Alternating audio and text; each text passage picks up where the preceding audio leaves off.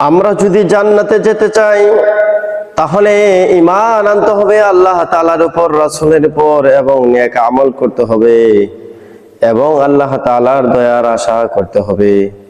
কেউ আমরা আমল দিয়ে জান্নাতে যেতে পারবো না আল্লাহ তাআলার যদি দয়া না হয়।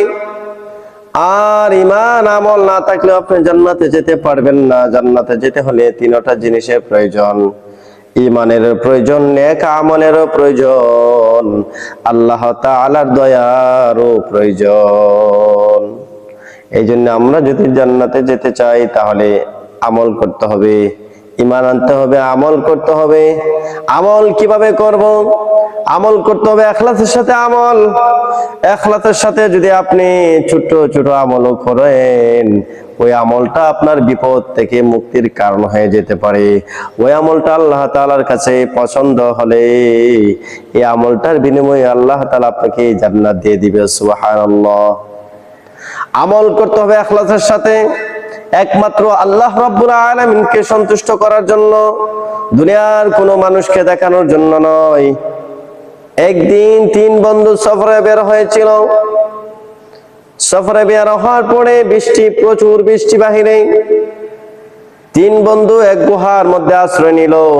গুহার মধ্যে আশ্রয় নেওয়ার পরে, যে গুহার ভিতরে আশ্রয় নিল, আশ্রয় নেওয়ার পরে একটি পাথর এসে গুহার মুখটা বন্ধ করে দিল। তিনজন বন্ধু গুহার ভিতরে আটকে পড়ে গেছে। তখন তিনজন বন্ধু পরামর্শ করলো, আমরা জীবনে যত নেক আমল করেছি, আমরা জীবনের যে নেক আমলটা করেছি, ইখলাসের সাথে যে আমলটা প্রত্যেকে করেছি, সেটার উসিলা আল্লাহ তাআলার কাছে দোয়া করি। আল্লাহ তাআলার কাছে যদি আমরা দোয়া করি তাহলে হতে পারে আল্লাহ তাআলা আমাদের এই নেক আমলের উসিলা আল্লাহ তাআলার কাছে দোয়া করার কারণে আল্লাহ তাআলা আমাদের যে পাথরটা, যে গুহার মুখ বন্ধ করে দিল, এই পাথরটা সরে যেতে পারে। প্রথম ব্যক্তি বলল যে তিনি তার পিতা মাতাকে খেদমত করত, অর্থাৎ মা বাবার খেদমতকে সবার আগে প্রাধান্য দিত।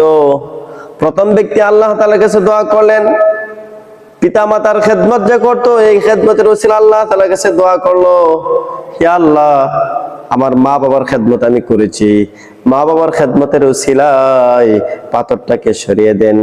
তখন পাথরটা একটু সরে গেল।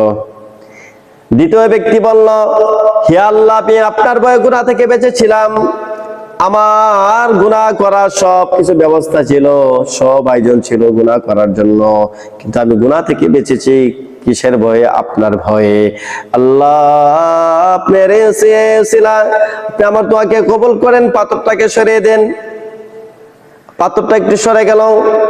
তিন নাম্বার ব্যক্তি আল্লাহ তাআলার কাছে দোয়া করলেন। কি উসিলা করে দোয়া করলেন?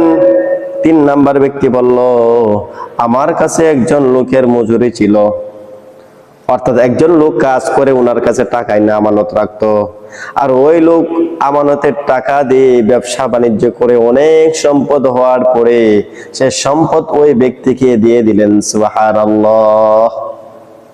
অনেক সম্পদ হয়ে গেল। অনেক সম্পদ হওয়ার পরে যে ব্যক্তির টাকা, সে তাকে দিয়ে দিল। সুবহানাল্লাহ। সে অনেক খুশি হয়েছে। এই আমলের উসিলা যখন আল্লাহ তাআলার কাছে দোয়া করলেন, পাথরটা একবারে সরে গেল। সুবহানাল্লাহ। তাহলে আমরা যে স্টোরিটা শুনেছি, আমরা যে ঘটনাটা শুনেছি, এ থেকে আমরা কি শিক্ষা পেলাম? এক নাম্বার আমরা শিক্ষা পেলাম, যে কোনো আমল যদি আমরা ইখলাসের সাথে করি, ইখলাস মানে কি? আল্লাহর জন্য, দুনিয়ার কোনো মানুষের জন্য নয়। ইখলাসের সাথে যদি আমল করি তাহলে সে আমলটা বিপদ মুক্তির কারণ হয়ে যেতে পারে। কারণ তিন বন্ধু তিন ওসিলা আল্লাহ তাআলার কাছে দোয়া করেছেন, আল্লাহ তাআলা ওনাদের দোয়াকে কবুল করেছেন। সুবহানাল্লাহ। এজন্য আমল করতে হবে একমাত্র আল্লাহ তাআলাকে রাজি খুশি করার জন্য, একমাত্র আল্লাহর জন্য। সবকিছু আল্লাহর জন্য। আমার হায়াত, আমার মওত, আমার সবকিছু হবে একমাত্র লিল্লাহি রাব্বিল আলামিন। সবকিছু হবে আমার একমাত্র আল্লাহ তাআলার জন্য। তাহলে এই ঘটনা থেকে আমরা শিক্ষা পেলাম, যে কোনো আমল যদি ইখলাসের সাথে করা হয়, আল্লাহ তাআলার জন্য করা হয়, তাহলে এই আমলের উসিলা যদি আল্লাহ তাআলার কাছে দোয়া করি, তাহলে আল্লাহ তাআলা আমাদেরকে বিপদ থেকে উদ্ধার করে দিবেন। দুই নাম্বার যে শিক্ষাটা আমরা পেলাম, আল্লাহ তাআলার ভয়, এবং গুনাহ থেকে বেঁচে থাকা এবং মা বাবার খেদমত করা এটা বড় একটি আমল।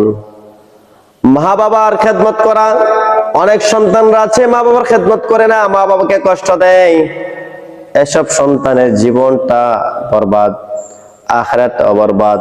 কারণ মা বাবার পায়ের নিচে হচ্ছে সন্তানের জান্নাত। আর তারা জান্নাত যদি মা বাবার পায়ের নিচে তালাশ না করে দুনিয়ার অন্য জায়গা যদি গিয়ে তালাশ করে তাহলে কি হবে? হবে না। মা বাবার পায়ের নিচে হচ্ছে সন্তানের জান্নাত।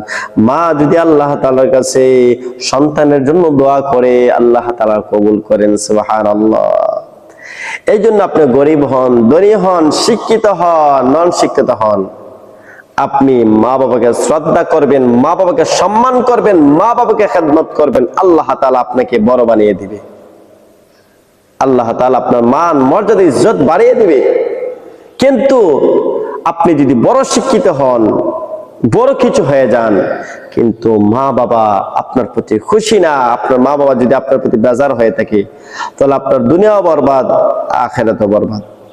এই জন্য ভাইরা আমার, আল্লাহর ভয় এটা বড় একটি আমল। আপনার যদি নেক আমল কম থাকে, যদি আপনি গুনাহ থেকে বেঁচে থাকতে পারেন, এটা অনেক কিছু, এটা আপনার নাজাতের উসিলা হয়ে যেতে পারে। আল্লাহ তাআলা আমাদেরকে এমন এমন নাজ নেয়ামত দিয়েছেন এই দুনিয়াতে। আমরা নাজ নেয়ামত পাওয়ার পরে যদি আমরা আল্লাহ তাআলাকে না মানি, আল্লাহ তাআলার ইবাদত না করি, তাহলে তো আমাদের দুনিয়া আখিরাতে কষ্ট করতে হবে। দুনিয়াতেও কষ্ট করতে হবে, আখিরাতে কষ্ট করতে হবে। এই জন্য আমরা মা বাবার খেদমত করব, আল্লাহ তাআলার ইবাদত করব, আল্লাহ তাআলার ইবাদত করব, শিরক মুক্ত ইবাদত করতে হবে, বিদআত মুক্ত ইবাদত করতে হবে। এই জন্য ভাইরা আমার, আমল করতে হবে কার জন্য? আমল করতে হবে একমাত্র আল্লাহ সুবহানাহু ওয়া তাআলার জন্য।